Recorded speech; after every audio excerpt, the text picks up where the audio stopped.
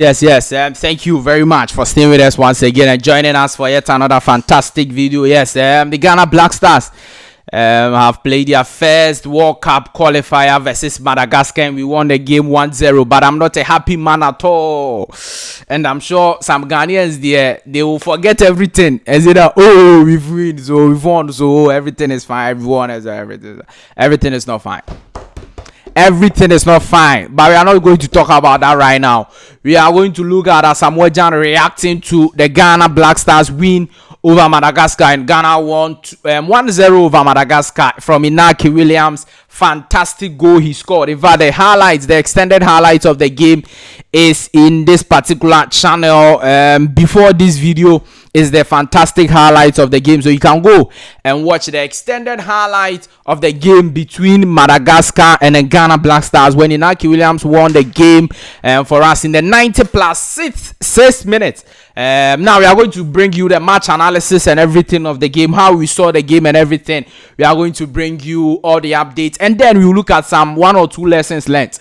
Do all to subscribe to the channel. Let me know your thoughts, comments, views, opinions about the video, in fact the game. What do you think about the game? What have you learned from the Black Stars? What have you learned from the game itself? And let me know all your thoughts, comments, views. How did you see the game? Let me know all of that in the comment section of this video. It is very, very important. So when I posted the highlights, somebody said that, look, the Black Stars are not doing work, right? It's like the current government, very useless or something like that. I'm sorry for the words, but that's what a person used. And then somebody came and said that, oh, it is true, but it is possible. That is how the 2024 elections is going to be. We are going to win. So it means that Bawumia will win the 2024 elections in the die embers of the election, maybe after a second round or something. And it is very, very funny one. So leave your thoughts, comments, views, opinions about the game in the comment section, and I will engage all of you there. Now, let's look at, you see, you guys have to praise me. You have to praise me, because I told Chris Hughton that he should start Majid Ashimeru.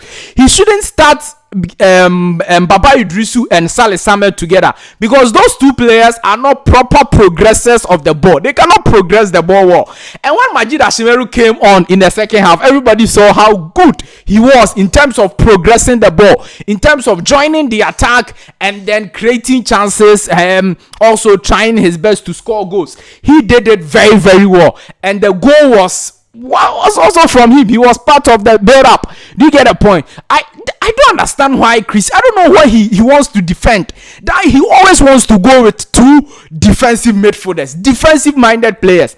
It is wrong. Look, when I was making the lineup, I said that Baba Idrisu and Saleh Samed Abdo may be getting the nod to start, but then I would wish that Majid Ashimeru will start instead of Baba Idrisu, so that we have Saleh Samed and Ashimeru, so that Ashimeru will progress the ball forward. And that is what happened in the second half. So I don't know why Chris Hughton, he doesn't see. You see, the front line he started with it was perfect. Our only problem is that the front line, the wingers were so deep into our midfield. I don't understand. When we were pressing, it was a 4-4-2. Mohamed Kudus and Antoine Semenyo were pressing, but they were just there. They were not pressing. They were just waiting for the Madagascar players to play the ball from the back and attack us. If you do that, that is 2 players out. So what was the coach doing there, or the technical team? What were they telling the players in terms of pressing high in the first half?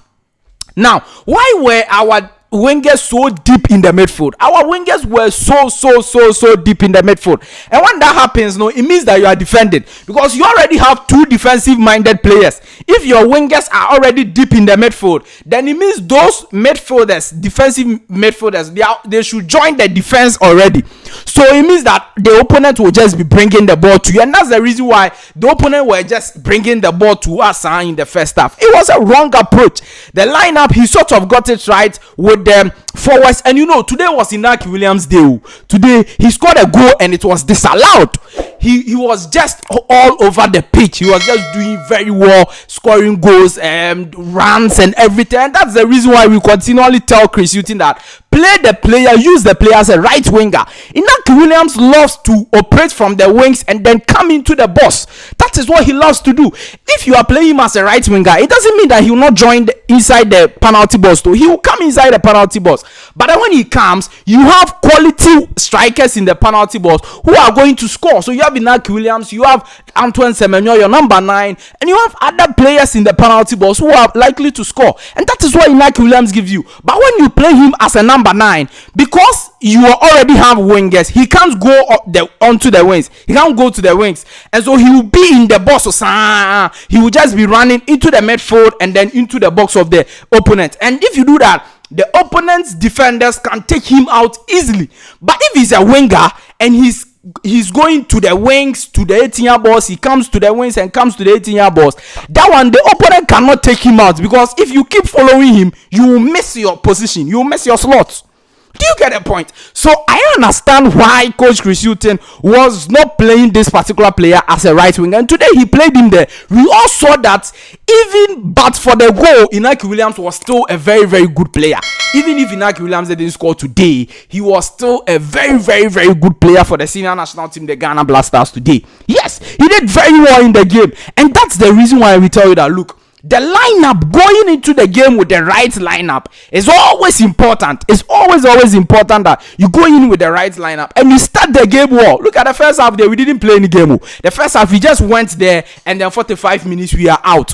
We didn't play any game and it was so bad. And that's not what we should be doing. Going forward, FIFA World Cup qualifiers, we should not be playing this type of game. It is so poor. I don't know why. Very, very poor. First half, poor. Even the total game, so poor.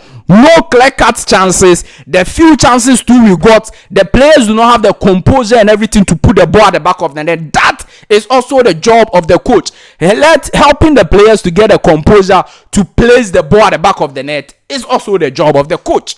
So the coach has a lot of job to do. We are going to Comoros, and Comoros actually won their game by 4-2. So they are leading the table currently as I speak to you. That's why Comoros is leading. Mali is here to play. They will play 7 p.m. Ghana won 1-0. So we have 3 points plus 1 goal. Comoros has 3 points plus 2 goals. So we have to go there and beat them and have 6 points comfortably, and then wait for how things go. You get a point. So it is a very, very, very important one. Now, I don't really understand what Kudus was doing on the pitch, like in terms of his role. It's not like he didn't play. He played something not so well, but he at least he was good. Okay, but I really didn't understand his role, because was he a number 10 or a number 9 or what? A 4-4-2 with Kudus as a striker or what? Or just a Chris Hughton, I don't understand. You see, sometimes the type of formation and game plan he tells the players to play, they get confused, and that's the problem. You make the players get so confused. So Kudus doesn't know if he has to attack, or if he doesn't know how to position himself, because you have 2 wingers, some sort of a strikers, Inaki Williams, Jordan Ayew, and then on the pitch you have your main number 9, Antoine Semenyo, and you are still saying that me Kudus should be the double number 9 or what, or double player for Antoine Semenyo. I understand this coach, Masa. If you don't take care, look at Madagascar, how Madagascar were playing. It is not because they had quality players than us. Madagascar, they don't have any player who plays for West Ham United. They don't have any player who plays for Crystal Palace. But they are playing for those teams because they are very good players. Madagascar doesn't have quality players than us, but because they are well coached, how to defend, how to transition to attack, how to create chances, they did very, very well. Technically disciplined. It is no surprise that we couldn't beat them away, because this game, if it wasn't for Baba Yara Sports Stadium, we couldn't have won. Get me, we need that. Boy, and Baba Yara, whether we need. Do you get a point? And let me thumbs up to Gideon Mensah. What an assist Gideon Mensah gave to Inaki Williams. One, the awareness that, look, time is going. Let me cross the ball inside the box. And the perfectly timed cross by Gideon Mensah. Gideon, if you do it like this every time, nobody will lambast you. Nobody will say, let's go and bring Baba Rahman and this and that too. Gideon Mensah, if you do it like this every time, nobody will lambast you. What an assist by Gideon Mensah. It was a beautiful assist that needs commendation, and that is what I am doing currently. Look, The game versus Comoros there is a do or die. If you look at how Comoros play today versus Central African Republic, coming down from a goal down, and then coming to win the game 4-2. And Ghana Black Stars struggling to beat Madagascar at home, which maybe Comoros will beat them easily.